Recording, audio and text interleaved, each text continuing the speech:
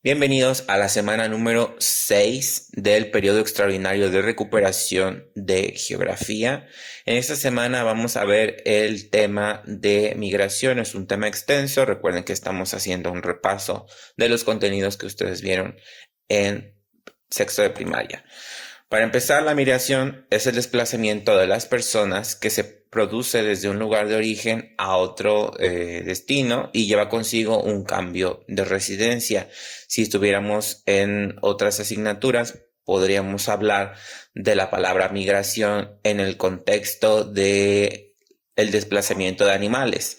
En este caso, la migración en geografía tiene que ver con el desplazamiento, pero de nosotros, de las personas. Para entender esto, hay una persona que es la que migra, que se denomina migrante, y dependiendo del contexto, dependiendo del lugar, esa persona va a recibir el nombre de inmigrante o emigrante. El inmigrante es la persona que llega a un país o región distinto al que pertenece para establecerse en ese lugar. Y esa misma persona puede ser considerada un emigrante porque es la persona que sale de su país o región a la que pertenece para establecerse en otro lugar. Es decir, yo que nací en otro estado, que nací en otra ciudad, para mi familia que se queda en ese lugar, yo soy un emigrante porque salí. Y para las personas que viven al lugar a donde yo llegué, yo soy un inmigrante. Entonces, depende del contexto, depende cómo quiera ver la perspectiva, voy a recibir un nombre u otro, pero al final de cuentas soy un migrante. Por tipos de migración, cuando el migrante sale de su lugar de residencia en contra de su voluntad o para preservar su vida, lo vamos a denominar una migración del tipo forzada. Por el contrario, cuando el migrante sale de su lugar de residencia por decisión propia, es una migración voluntaria. El migrante decide abandonar por, eh, por su propia voluntad. El tipo de desplazamiento vamos a tener de dos tipos, es la nacional o interna y la internacional o externa. En la nacional es cuando el destino del migrante es dentro del mismo país. No importa si viaja desde Chetumal hasta Tijuana, sigue siendo dentro del mismo país, aunque la distancia sea muy larga y lo vamos a denominar una migración nacional. Por el contrario, si es de un país a otro, es decir, de Tijuana a San Diego, por más cerca que esté, al cruzar la frontera, ya se denomina una migración del tipo internacional. Por por la duración vamos a tener tres tipos. La migración temporal son las personas que migran durante un periodo breve, entre comillas, y después vuelven a su lugar de origen. Como ejemplo, podemos poner a las personas que tienen un contrato estipulado para trabajar en Canadá por temporadas. Entonces, van una temporada, probablemente 6 meses, regresan otros 6 meses, se van a los 6 meses, es decir, no están un tiempo indefinido, sino que tienen un tiempo programado y a eso lo vamos a considerar una migración temporal, por temporadas. La migración permanente es cuando las personas que cambian su residencia lo hacen de manera definitivamente y a lo mejor regresan una vez cada 4 años, una vez cada 6 años, no tienen fecha para regresar y si lo hacen, ya lo hacen como turistas, ¿sí? Ya establecieron su residencia, ya no piensan regresar, ya no está en su mentalidad regresar para establecerse en su país de nacimiento o en su lugar de nacimiento, sino que se fueron y ya planean establecerse por allá. Entonces, como ejemplo, están las personas que se fueron a Estados Unidos y, por ejemplo, nunca han regresado. Y por último tenemos la migración pendular. En este caso es cuando las personas se desplazan diariamente desde su residencia a un lugar de trabajo o estudio fuera de su ciudad o de su comunidad. En este caso, la mayoría de ustedes que son de otra comunidad y que viajan a la escuela, obviamente por temporada de pandemia, pues no lo hacen diario, pero en clases presenciales normales, pues los alumnos se desplazaban de lunes a viernes en su autobús escolar, salían de su comunidad, llegaban a estudiar y se regresaban. Eso es una migración pendular. Las causas son variadas. Aquí les voy a poner de cuatro tipos: políticas, económicas, sociales y ambientales. Las causas políticas son cuando los gobiernos de algunos lugares persiguen a las personas que externan pensamientos e ideologías contrarias a las que se profesan en ese país, por lo que las personas piden asilo en otros lugares porque los están persiguiendo para encarcelarlos o matarlos. Una causa económica es cuando la población abandona su lugar de origen en busca de mejores oportunidades laborales y económicas. En general, por lo menos en México, la causa mayoritaria de emigración es por una causa económica, no así en otros países donde sí son perseguidos por distintas cuestiones. La causa social es cuando la población se mueve por motivos de estudio o familiares o otros tipos y están relacionadas la discriminación, la pertenecer a un grupo étnico, religión, orientación sexual, entre otros. Y por último tenemos una causa ambiental. Esta es muy triste dado que se ven en la necesidad de emigrar por algún tipo de desastre como un terremoto, una sequía, una inundación, etc. Por el tipo de país tenemos tres tipos, aunque en la imagen ven dos.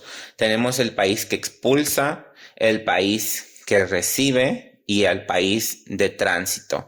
El país expulsor es de donde sale la población, por ejemplo, de México. Los migrantes mexicanos viajan y llegan a Estados Unidos para establecerse. No todos, obviamente, pero estamos poniendo un ejemplo. En ese caso, México sería un país expulsor y Estados Unidos sería el país receptor, que es a donde llega la población.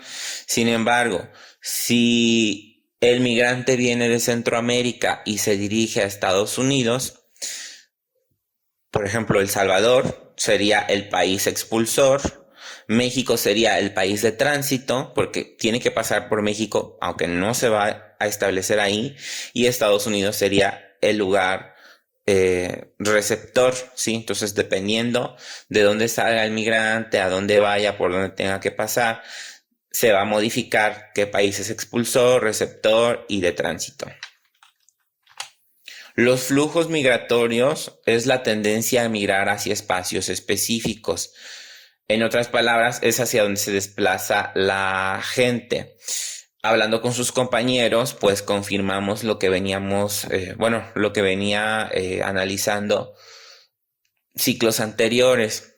El flujo migratorio de México a Estados Unidos, específicamente de los habitantes de Arroyo Hondo, en general se desplazaron hacia Minnesota, ¿sí? Entonces, las personas, probablemente el primer migrante dijo, pues voy a probar suerte en Estados Unidos. Entonces, llegó, se estableció en Minnesota, le contó a sus demás familiares, no, pues estoy acá, estoy bien. Entonces, poco a poco esas personas las fue jalando y fueron llegando específicamente a ese estado, ¿no?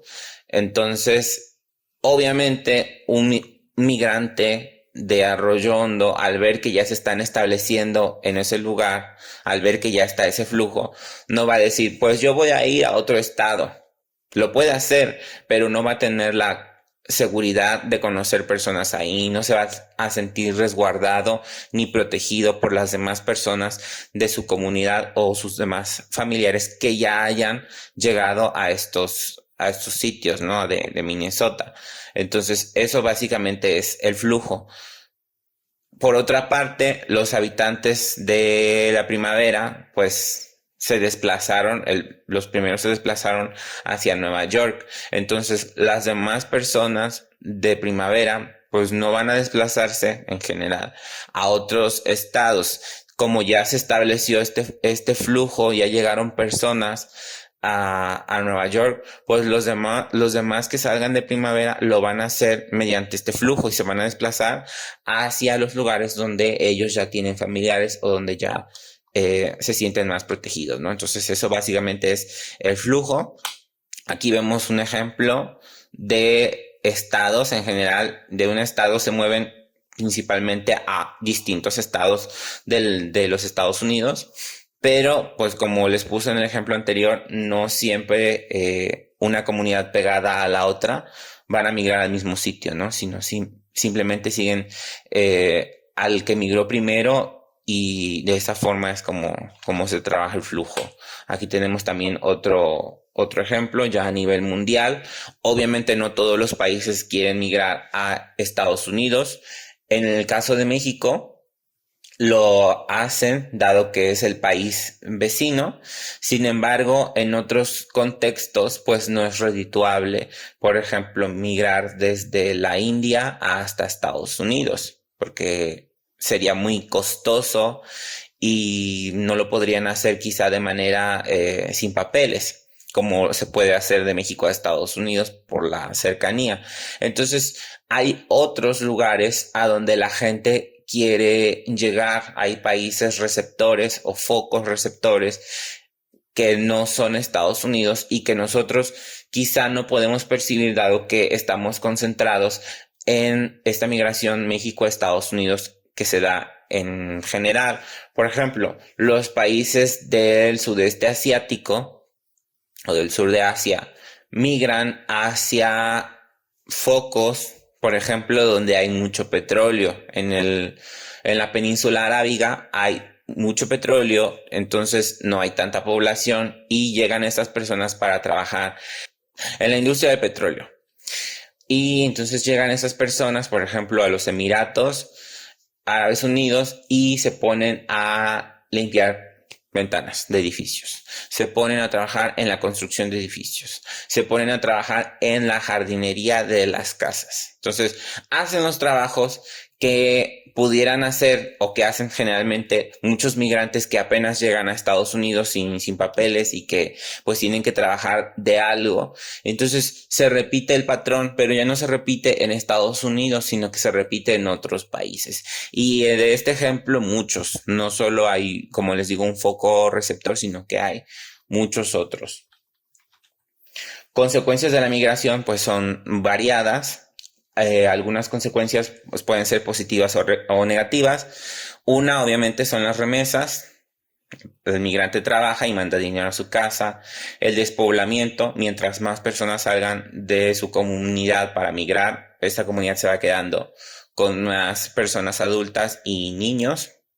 Sobrepoblación, mientras más personas van llegando a ese lugar, pues se va haciendo cada vez más grande. Por ejemplo, Monterrey es una ciudad industrial y mucha gente empezó a llegar y a establecerse a las orillas porque ya no caben. Entonces, mientras más personas llegan, se hace una sobrepoblación.